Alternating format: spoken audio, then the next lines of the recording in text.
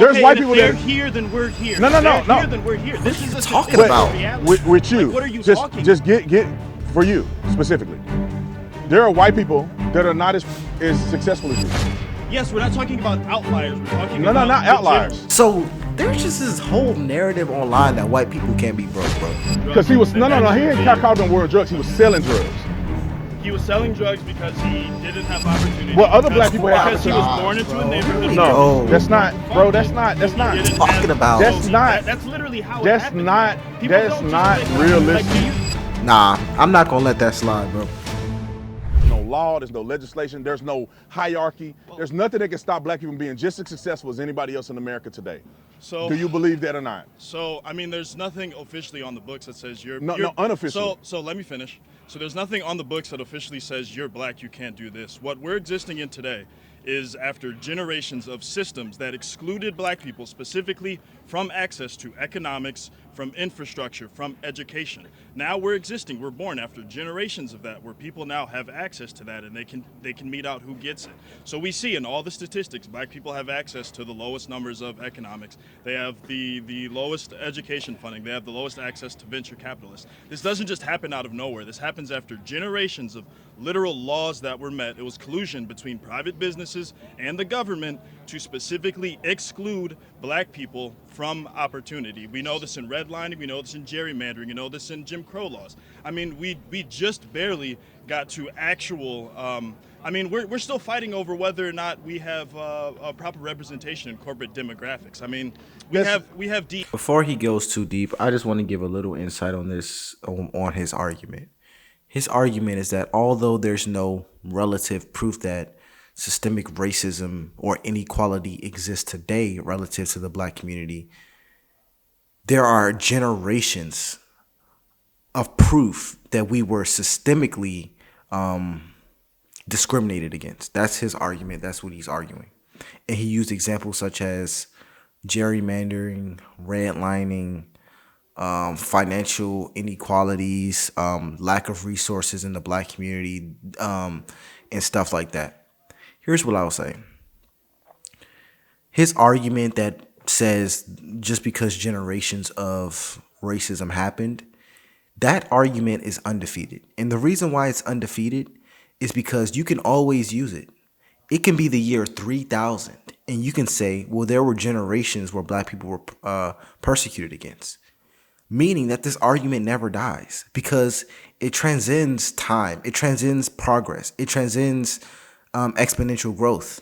It transcends any type of push forward that America has made since what he's saying, since slavery, since Jim Crow. It transcends that because those time periods will always exist. It doesn't matter what the government does to help black people. It doesn't matter how many black millionaires come to existence. It doesn't it doesn't matter how much equity black people get or minorities get. It doesn't matter.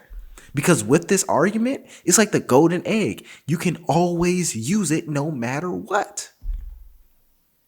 The reason I don't agree with him is because even the examples he brought up, gerrymandering, Republican states gerrymander. Do you know Democratic states also gerrymander? Maryland is notorious for Democratic gerrymandering. But you don't know that. You don't know that benefits black people. You don't know that schools, even to this day, even though the Supreme Court ruled against it, they still give you preferential treatment if you're a black student. They may not admit it, but they still do that. But you don't talk about that because it doesn't help your narrative. My whole point about this video is not to pick a side. It's just to be fair. It's just to be fair. Black people are able to do exactly what other races are able to do because America allows it. America does not discriminate on race. And it's funny that people keep saying that because they also complain on one end that America is rigorously capitalistic, meaning that we focus on a super high capitalism that rules the world. But you do know a fundamental aspect of capitalism is that it doesn't care what color you are. The only color capitalism cares about is green. So how could you on one hand say that, but on the other hand say, yeah, we care about capitalism, but we also care about your race to the same level that we're both are fighting hand in hand.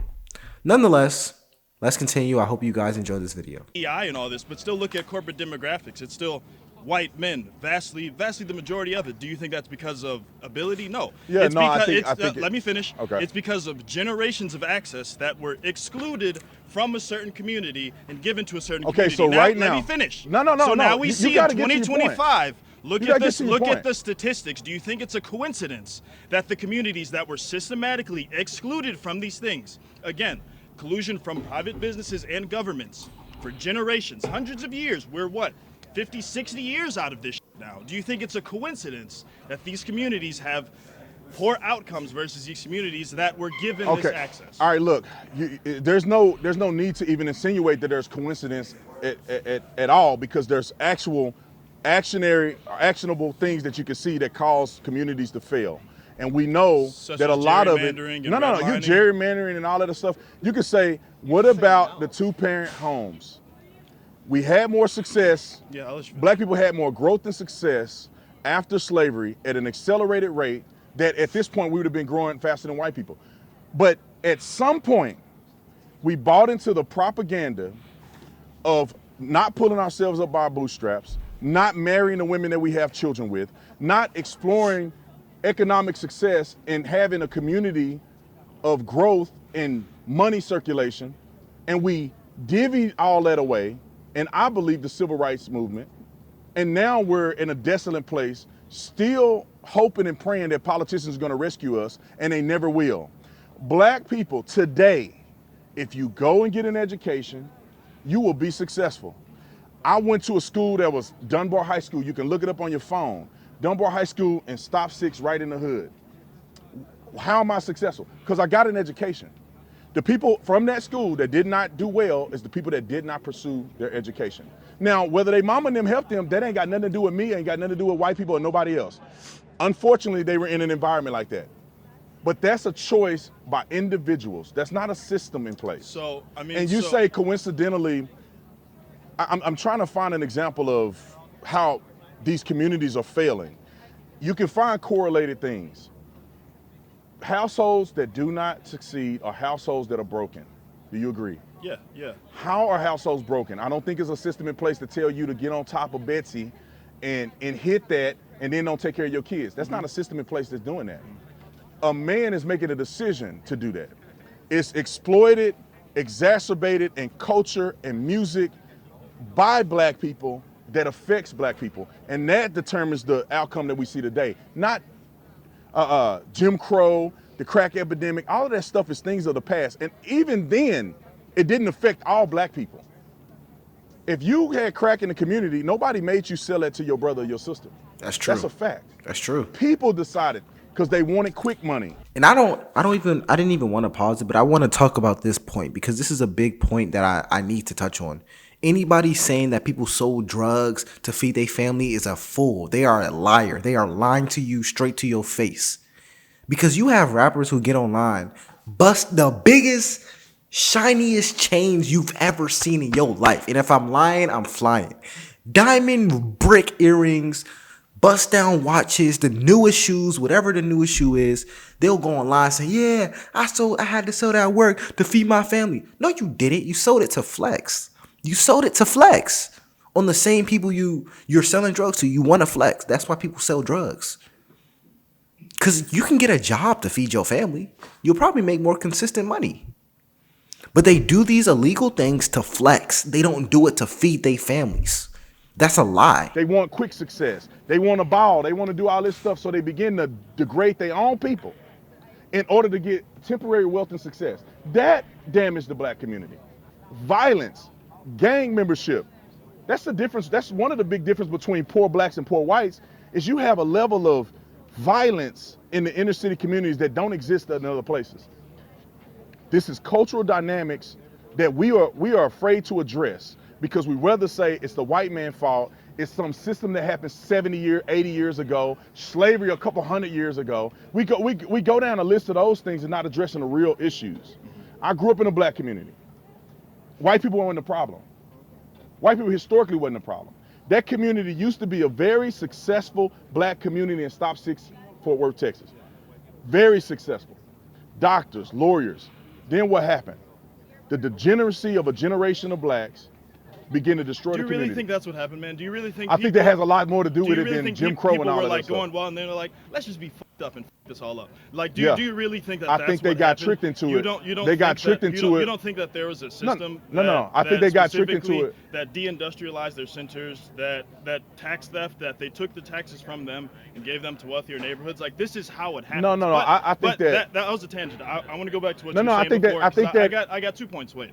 Okay. So the first thing. So I just want to say first off, I agree that culture absolutely determines outcomes, and I think that a fucked up culture is going to generate fucked up outcomes. So I'm not here to say that there isn't an issue with culture in our community. I mean, this is call them. This is a conversation between you and I as black people, right? Right. Like, we get it. We agree on that. We that. understand that there is fucked up things that happen in our community. Absolutely. I think it's both though. You can't divorce the systemic inequality that has been perpetuated on the black community from the outcomes. You can't divorce single-parent households from the war on drugs, which specifically targeted black communities with harsher sentences. I disagree. We know this for a fact. No, we know that black communities were targeted more than white communities were targeted. I disagree. We know that the administration that started the war on drugs did this. We know this from their advisors.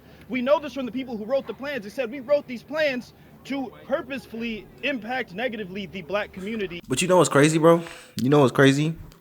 If you wasn't selling drugs, this is the craziest thing ever, y'all. It's the craziest thing ever.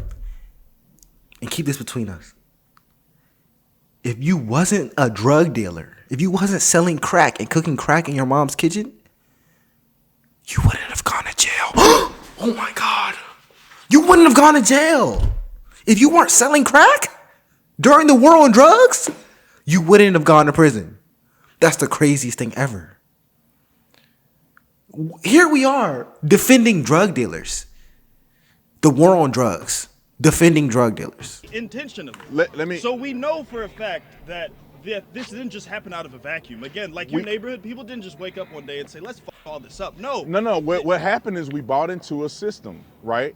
And this is what I think Malcolm X was trying to say way back in Martin Luther King's day.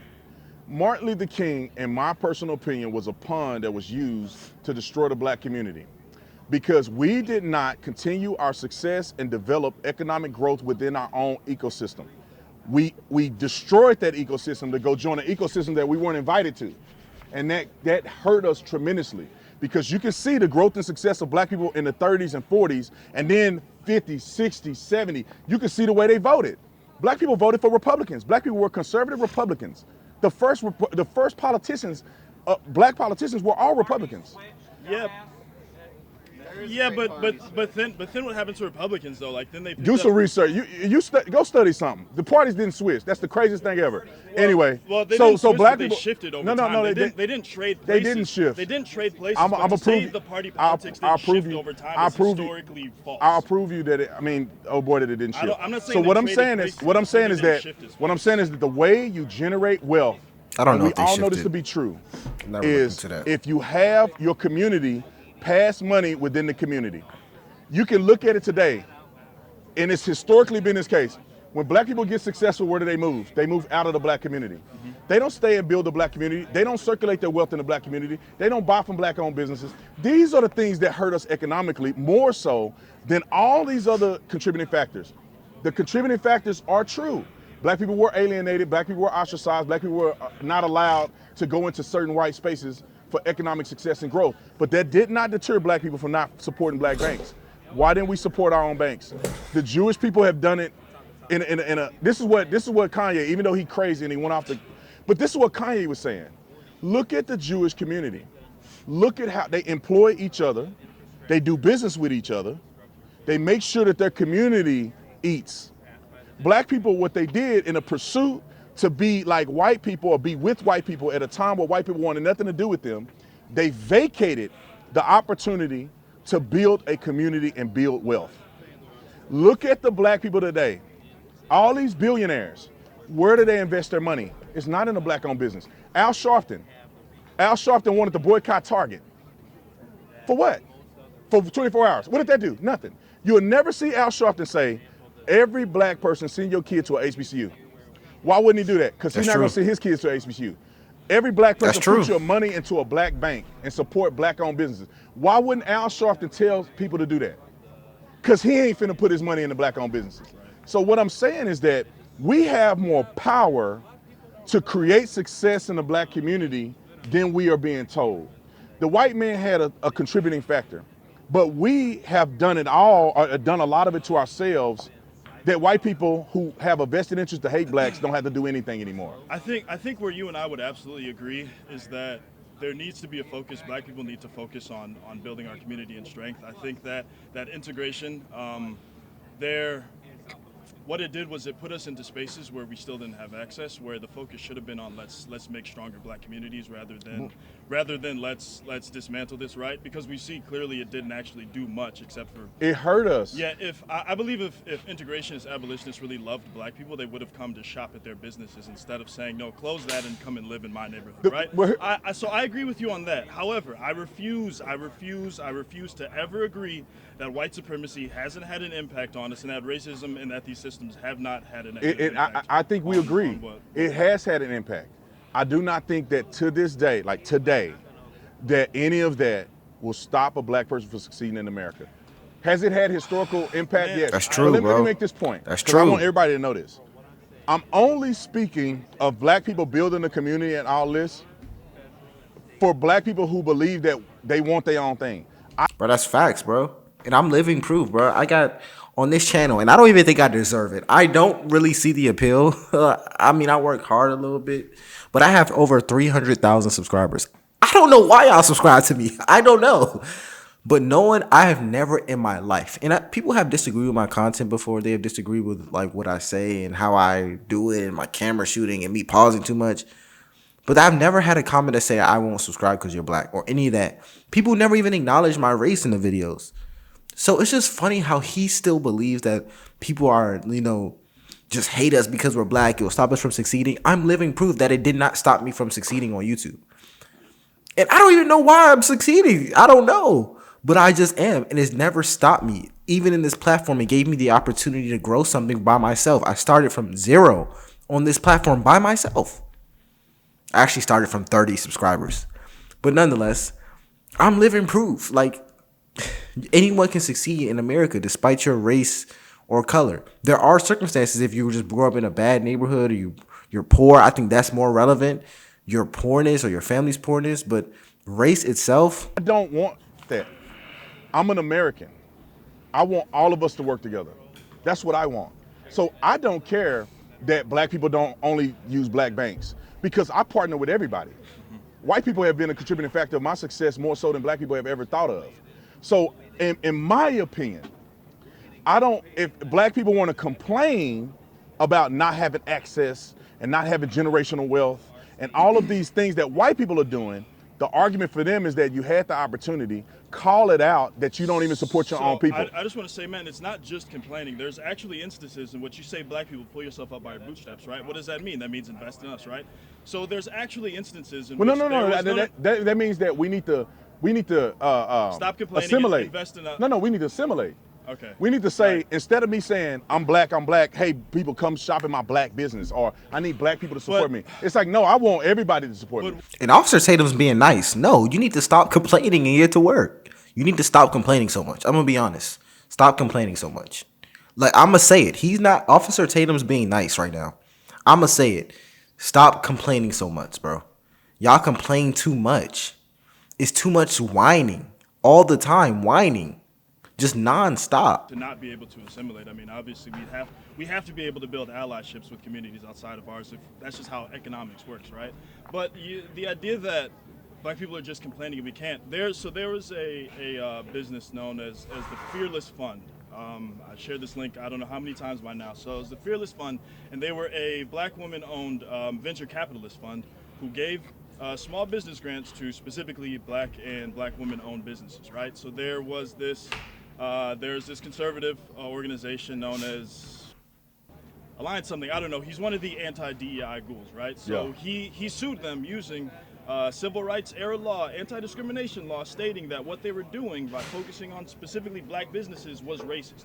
So when we're told, and the judges agreed with him. So when we're told pull yourself up by your bootstraps, we see black people doing this, and then they use the federal courts to sue those bootstraps away. Yeah. So obviously, the goal isn't really for black people to become self-sufficient. It's for them to be an American. What? It's to be an American. But black people have a specific history in this country Right, that has but- led Oh, to he them getting having mad. these bad outcomes. No, but we need to- we can't approach the table the same as a white person. We If can. we're coming from here, we can't both approach the table like No, this, no, no, bro. no. Like, You we look- have to look, both you- be you're- on equal because footing. you So think- in order for black people to be up here, we have to pay specific attention, because specific attention was paid to the detriment of black But people. you're saying approaching the table as white people here, black people here. You're assuming white people are here. White people are here. Look at the statistics. No, and no, we can white see white that people are they here. This is a statistical White reality. people are here. There's Okay, white and people if they're that here, then we're here. No, no, If no, they're no. here, then we're here. What This are is you a talking statistical about? reality. with you. Like, what are you just talking just about? get for you specifically. There are white people that are not as successful as you. Yes, we're not talking about outliers. We're talking No, about not the outliers. generals. Not These are outliers. So there's just this whole narrative online that white people can't be broke, bro. What is going on? There's this whole narrative online that white people just don't struggle. That they not that they don't struggle, that they can't struggle. Like they just, it's just impossible for white people to just struggle.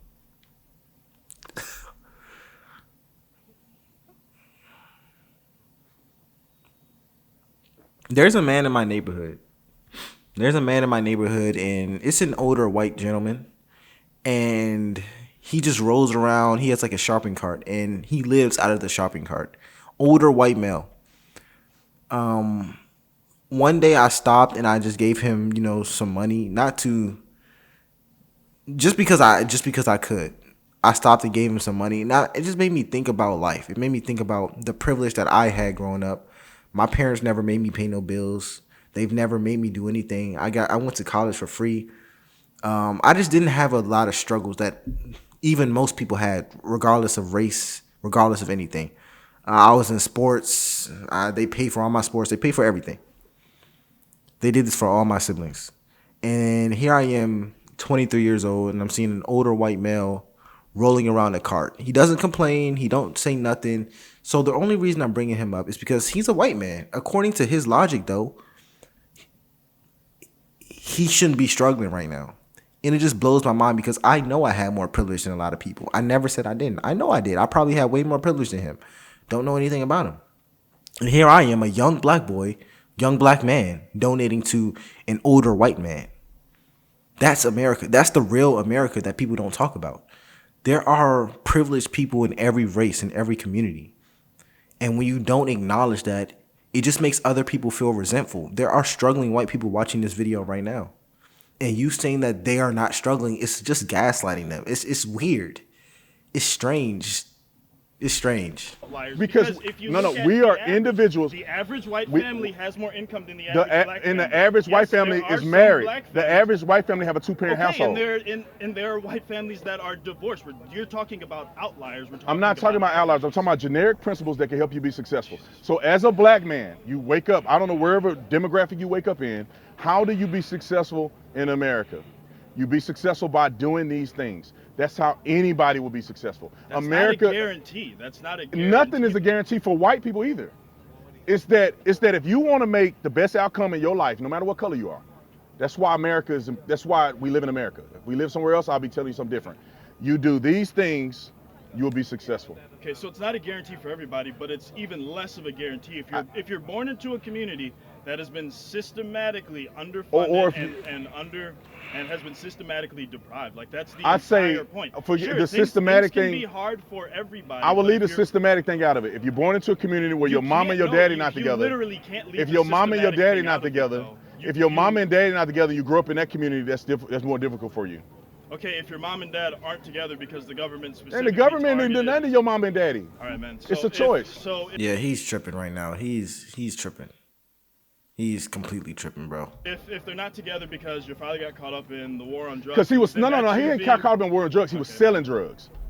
He was selling drugs because he didn't have opportunity. Well, other because- black people have because he was opportunity. born into Bro, a here neighborhood. we No, go. that's not, bro. That's not. That's So he not. didn't talking about. That's not- That's literally how that's it happens. not- man. People that's don't just not wake up. realistic. Like, That is realistic. No. That's how it happens. What are you talking No. about? It's not realistic at all, bro. Why didn't I sell? What'd you say? People don't sell drugs for fun. Oh, what community you live in? What community you live in where people sold drugs? None currently. Okay, you don't know what you're talking about. So in the community Wait, hold on. But where do you live? Is it poor? Is it middle class? Is it? But Right. still, I So can people feel don't sell drugs where he lives because they they do don't sell need drugs. to. Because They don't do sell need to. drugs. They do sell drugs. Okay, but are people being arrested? No, let's. No, hold on. So are let's people put this being to- arrested for the drugs in your neighborhood? Not that I'm. He don't know. He's not a Right, cop. So how will he know? So people are Let- selling drugs here and they're being let me explain. arrested. People are selling No, drugs no. here and they're not being Let me arrested. explain. And you're saying that this is No, equal. no. Let me explain. Man, I'm out of here. I gotta get to thank class. you. Y'all have a good one, man. Nah, I'm not gonna let that slide, bro. I'm not gonna let that slide at all, bro. I don't care what nobody say. Nobody sells drugs because they have to. You never have to sell no drugs. You can get a job at McDonald's, bro. You can get a job at McDonald's before selling some drugs if you need some money. That's BS. Nonetheless, my name is LFR Jojo. Please make sure you like and subscribe.